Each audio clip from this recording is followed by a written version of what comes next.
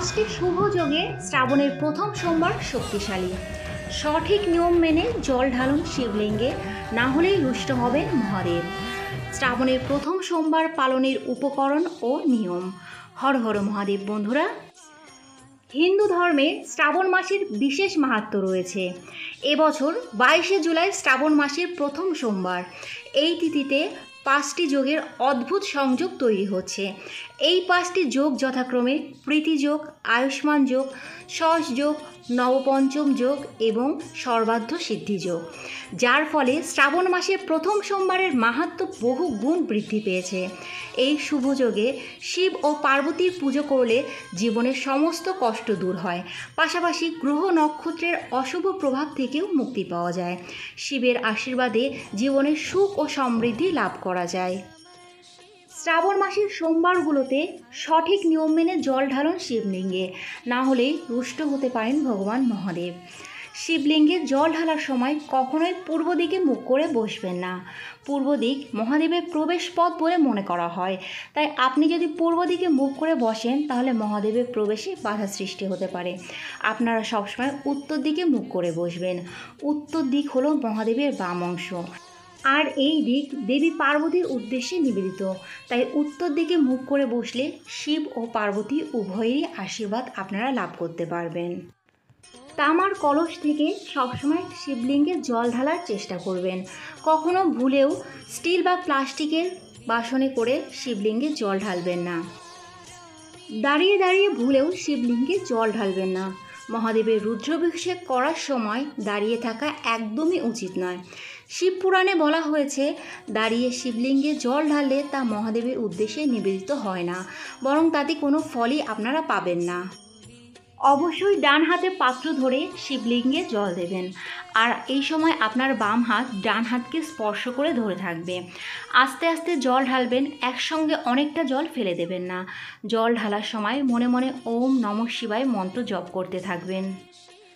শ্রাবণ মাসের প্রথম সোমবারে শিব পুজো করার জন্য যে উপকরণগুলো লাগবে সেগুলো হলো দুধ, দই, ঘি, মধু, গঙ্গা জল, বেলপাতা, দুব্ব, ধুত্রা ফুল, আকন্দ ফুলের মালা, এছাড়াও এমনি ফুল, পৈতে, 5 রকমের ফল, ধূপ, প্রদীপ, কর্পূর, সিদ্ধি। শিবলিঙ্গে নিবেদন করার জন্য 3 রকমের শস্য, যার মধ্যে আপনারা নিতে পারেন আতপ চাল, কালো তিল ও গম। প্রথম সব কিছুই খুব গুরুত্বপূর্ণ, ঠিক তেমনি শ্রাবণ মাসের প্রথম সোমবারও। বিশেষ কিছু নিয়ম মেনে এই দিন পুজো করলে মিলতে পারে কাঙ্ক্ষিত ফল। এই বছর অর্থাৎ 2024 সালে শ্রাবণ মাসের প্রথম সোমবার 22শে জুলাই, ওই দিন উপোস করে দেবাদিদেব মহাদেবের পুজো দিতে হবে। যারা শ্রাবণ মাসে প্রত্যেকটি সোমবারই দেবাদিদেব মহাদেবের উপোস করে পুজো করবেন তারা পুরো শ্রাবণ মাস ধরেই নিরামিষ খাবেন।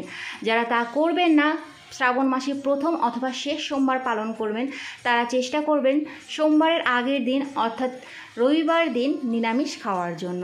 ব্রতী অবশ্যই শ্রাবণ মাসের সোমবারের আগের দিন নিরামিষ খেয়ে মহাদেবের পুজো করবেন। সোমবার দিন একটু সকাল সকাল ঘুম থেকে উঠে চেষ্টা করবেন গঙ্গা স্নান করার জন্য। গঙ্গা স্নান করতে না পারলে বাড়ির জলে গঙ্গা জল মিশিয়ে স্নান করে নেবেন। স্নান করে শুদ্ধ বস্ত্র পরে নেবেন। এরপরে আপনারা পুজোর আয়োজন করবেন। আপনারা মন্দিরে গিয়েও পুজো করতে পারেন বা বাড়িতেও পুজোর আয়োজন করতে পারেন। বাড়িতে যদি পুজোর আয়োজন করেন তাহলে সকালবেলায় আপনারা প্রথমে আপনাদের ঠাকুর ঘরটি পরিষ্কার করে ঠাকুর ঘরে যে দেবতা আছে তাদের পুজো সম্পন্ন করে নেবেন। তারপরে পুজোর যে উপকরণ আছে সেই উপকরণগুলো হাতের কাছে সব কিছু সাজিয়ে নেবেন। আর মন্দিরে গিয়ে পুজো করলে অবশ্যই বাড়ি থেকে দুধ, গঙ্গা জল এগুলো নিয়ে যেতে একদম ভুলবেন না। পুরাণ অনুযায়ী শিব নিজেই জল, তাই শিবলিঙ্গে জল ঢেলে পুজো করলে বাবা ভোলানাথ খুবই তুষ্ট হন। দুধ, দই, ঘি, মধু, চিনি দিয়ে পঞ্চামৃত তৈরি করুন, আর এই পঞ্চামৃতের মধ্যে আপনারা অবশ্যই সিদ্ধি দেবেন। তারপরে এই পঞ্চামৃত দিয়ে শিবলিঙ্গকে স্নান করান। স্নান করার সময় মনে মনে ওম নমঃ শিবায় মন্ত্রটি জপ করবেন। পঞ্চামৃত দিয়ে স্নান করানোর পরে আপনারা গঙ্গা জল দিয়ে স্নান করাবেন। তারপরে চন্দন দিয়ে তিলক করুন। এরপরে বেলপাতা, ধুত্রা ফুল ও আকন্দ ফুলের মালা নিবেদন করুন। তারপরে বাবাকে পৈতে পরিয়ে দিন। এরপরে 5 রকমের যে ফল রেখেছিলেন সেই ফলগুলো শিবলিঙ্গে স্পর্শ করিয়ে বাবার পাশেই রেখে দিন। তারপরে নন্দী মহারাজের পুজো করুন। সব শেষে ধূপ, প্রদীপ, কর্পূর দিয়ে আরতি করুন। পুজোর শেষে 108 বার মহামৃত্যুঞ্জয় মন্ত্র বা শিব মন্ত্র জপ করুন। পুজো শেষ হওয়া না পর্যন্ত উপবাস থাকতে হবে। পুজোর শেষে উপোস ভাঙতে আপনারা দুধ, দই, ফল ইত্যাদি খেতে পারেন, তবে শ্রাবণ মাসে কাঁচা দুধ খেতে নেই। দুধটা ভালো করে আগুনে জাল করে ফুটিয়ে খাবেন, কিন্তু শিবলিঙ্গে কখনোই আগুনে জাল করা দুধ দেবে না, শিবলিঙ্গে কাঁচা দুধ নিবেদন করবেন। শিবপুরাণ ও বেদে শিবলিঙ্গে শস্য নিবেদন করার উল্লেখ রয়েছে। আপনারা প্রথম সোমবার কালো তিল, আতপ চাল ও গম নিবেদন করতে পারেন। কালো তিল দান করলে শনির কুপ্রভাব থেকে রেহাই পাওয়া যায় ও শারীরিক অসুস্থতা দূরে যায়। আতপ চাল নিবেদন করার সময় দেখবেন চালগুলো যেন ভাঙা না হয়। আতপ চাল শিবলিঙ্গে নিবেদন করলে বাবা ভোলানাথের আশীর্বাদে কখনো আপনার অর্থাভাব হবে না। সন্তান সুখ থেকে বঞ্চিত হলে গম নিবেদন করুন। মহাদেবের কৃপায় সন্তানের সুখ ও আশীর্বাদ দুটোই লাভ করবেন। আরও বিভিন্ন ধরনের শস্য শিবলিঙ্গে নিবেদন করা যায়। আমি এর আগে একটি ভিডিও তৈরি করেছি, সেই ভিডিওতে বিভিন্ন ধরনের শস্য এবং সেগুলো নিবেদন করলে কি ফল পাওয়া যায় সব ডিটেলসে বলা আছে। আমি ডিসক্রিপশন বক্সে লিঙ্ক দিয়ে দেবো, চাইলে আপনারা ওই ভিডিওটা দেখে নিতে পারেন। আপনারা যে শস্যই দেন না কেন অবশ্যই 3 ধরনের বিজয় সংখ্যার শস্য ভোলানাথকে নিবেদন করবেন। ভক্তি ভরে পুজো করলে জীবনের সমস্ত বাধা দূর হবে এবং বাড়িতে সুখ সমৃদ্ধি আসবে।